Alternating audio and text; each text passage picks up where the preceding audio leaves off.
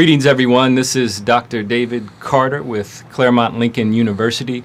I'm the Dean of the Masters in Ethical Leadership program, and I have with me in the studio today some very, very, very special guests. Before I say their name, I'm going to allow them just to introduce themselves. I'll start with my gentleman to the left here. If you would just say your name, please. Hey, I'm Echo Alexander. Hey, what's up? This is Big Rome. Hey, this is China Lacey. Montree Davis.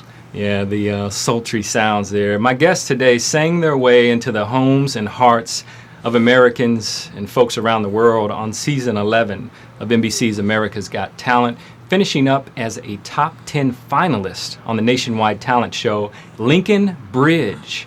All the way from the west end of Louisville, Kentucky, has now skyrocketed to national success and global success, and they started touring the country. Their work has been viewed over 500 million times on social media. I'm going to go ahead and repeat that in case you didn't hear me. I said 500 million times on social media. Linkin Bridge aims to inspire unity in a world that is divided by social and cultural differences. And this group is just doing phenomenal things.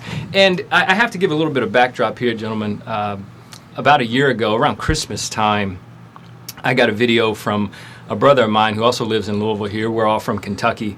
And he sent me a video, and I was sitting in my office at the university, and the video showed something that I'd never seen before, and I couldn't help it. I had to instantly forward that video to everyone that I knew, to all of my students, who then went crazy. They wanted more content, they wanted more of it, and they said it just spoke volumes about what was happening in our country right now.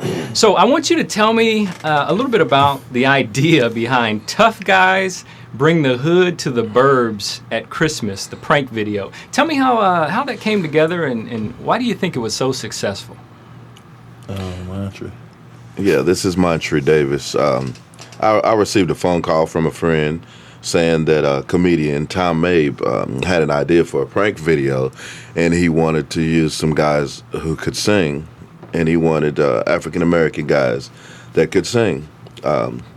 So I called my cousin, China Lacey, and originally I had called Echo to come in and do the vocal arrangement, and it was originally some other guys who did not show up. Oh. And so Echo, I was like, hey, you're gonna have to sing. And then I called Big Rome, and I was like, pretty much basically told him how valuable he was, and that this was the unit that I wanted to put together, because I didn't think that we could pull it off in one. We had to get it together in 1 week, and I didn't think we could pull it off with anybody else. This was just it meshed right away. It was excellent. It was excellent. Why do you think it was so successful the way that it was, though? I mean, this thing went viral. It really did. You know what? This is Rome. I just want to start out by saying, like, anybody that's a fan of Facebook or uses Facebook, usually when it comes like to violence on Facebook, people fighting and stuff like that, like regardless where it's at, you know, it's 1 million views automatically, somebody fighting in the street. So I think initially when they seen us walking up the street like we were up to no good, I think that's what initially, that's just my opinion, because it looked like we were up to no good. Mm-hmm. You know, so to see it evolve from looking like we were up to no good into something that actually has substance, man, and a meaning behind it. And positivity. Yes, and I think, yeah. Yes, positivity. Because nowadays, being the color that we are, in the news and media, it's always depicted as far as us being negative. Or, like he said, fighting, or it's always something that has to do with drugs or violence. So for a message of peace and positivity to come across was overwhelming. I think people gravitated towards that, and that's what people are really desiring right now. So were you surprised at the reaction of the homeowners who then came out when you started singing and they heard the harmony coming forth? You know what? To be surprised, no, because me being an African-American man, if 5 gentlemen showed up on my doorstep dressed in all black, they would have got the same response from me. So, surprise, no. But, you know, I think that's what we were. We expected something, but not really, you know, for the door to slam in our face. But, I mean, we wanted a reaction, and that's what happened. Yeah. And usually when you hear some beautiful singing, it's widely accepted. So the singing versus the look, it was a nice contrast. You know, you're wearing black, you're wearing hoodies, and you know, of course you're gonna be like, okay, well, what are they doing? But then when you hear, you know, when you hear the music, I mean, music just does something to people. Oh yeah. And not just that, but you have to admit, physically, I mean, even walking on the set of AGT, I mean, physically we are intimidating. Of course, yeah. We're not small guys. You're not No, small you're not. guys. You're not dealing with. You're not dealing with. You can't fit in a Prius, is what you're saying. Right. Right. 2 of us can't. Definitely not our fault. No, one of us is having trouble with prayer. So Definitely. Excellent, guys. Well, tell me this, because I think it got through. And during that particular, the viral video itself, you were singing Christmas carols, but you sing a lot of other things also. What message do you want to convey with your music? What's Linkin Bridge trying to convey with their music? Echo.